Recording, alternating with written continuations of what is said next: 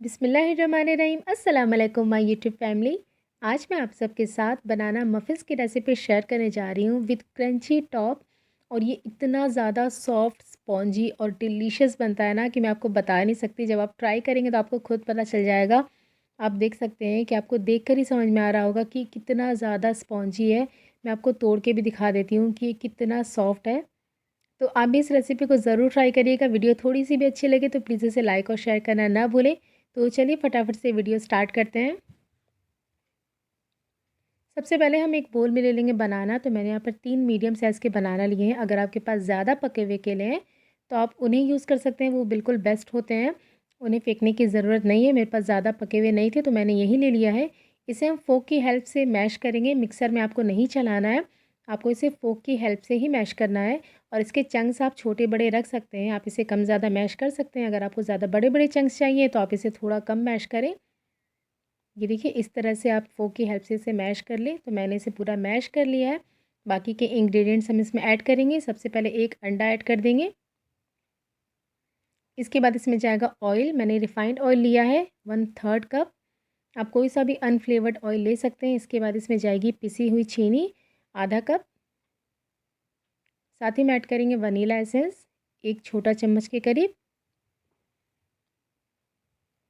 अब इन सबको हम अच्छे से मिक्स करेंगे। कम से कम 2 मिनट के लिए आपको इसे अच्छे से मिक्स करना है।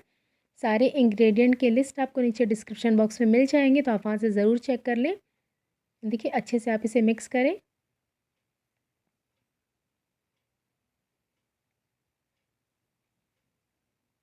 तो ये देखिए मैंने इसे 2 मिनट के लिए अच्छे से मिक्स किया है। अब हम इसमें ड्राई इंग्रेडिएंट्स ऐड करेंगे। सबसे पहले ऐड करेंगे मैदा 1.5 कप। इसके बाद इसमें जाएगा बेकिंग पाउडर 1 छोटा चम्मच। आधा छोटा चम्मच इसमें ऐड करेंगे बेकिंग सोडा। आधा छोटा चम्मच ऐड करेंगे दालचीनी का पाउडर। और इसमें 2 चुटकी जाएगा सॉल्ट। इन सबको हम इसमें सीव करेंगे।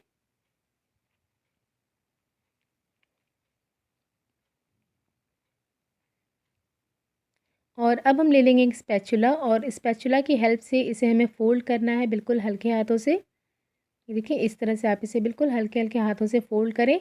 आपको जल्दी-जल्दी से इसे मिक्स नहीं करना है, नहीं तो ज़्यादा इसे मिक्स करना है, ओवर मिक्सिंग भी नहीं करनी है इसकी। तो ये देखिए मैंने अच्छे से इसे मिक्स कर लिया, आप देख सकते हैं। बैटर जो है वो हमारा रेडी हो गया है। अब हम ले लेंगे कपकेक के मोल्ड्स। तो मैंने यहाँ पर ये मोल्ड ले लिया है, इसे मैंने लाइन कर लिया है बटर पेपर से। आप इसमें जो कपकेक्स वाले मोल्ड आते हैं पेपर वाले, आप वो भी यहाँ पर यूज़ कर सकते हैं। तो इसमें हम 1/3 कप जितना बैटर फिल करेंगे। आपको 3/4 इसमें बैटर भरना है।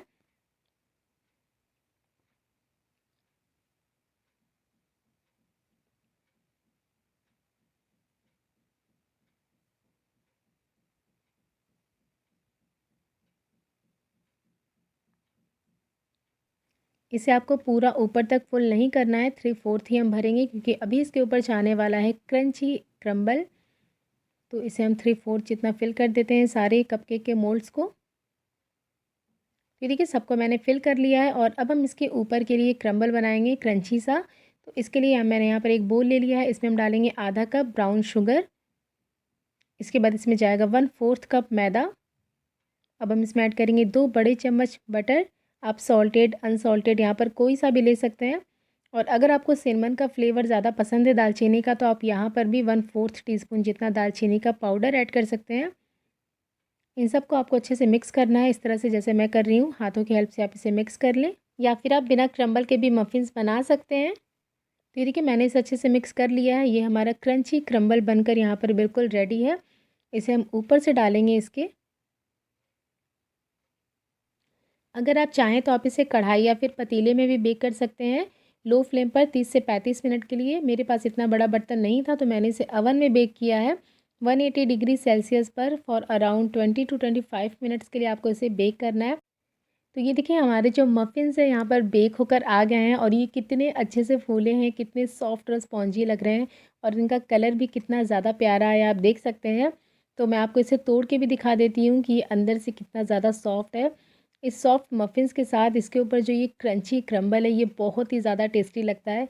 तो एक बार आप इस रेसिपी को ज़रूर ट्राई करिएगा। कोई भी इसे खाने के बाद नहीं बोलेगा कि आपने इसे घर में बनाया है। बिल्कुल ऐसा लगता है जैसे बेकरी से ख़रीद कर लाया हुआ है।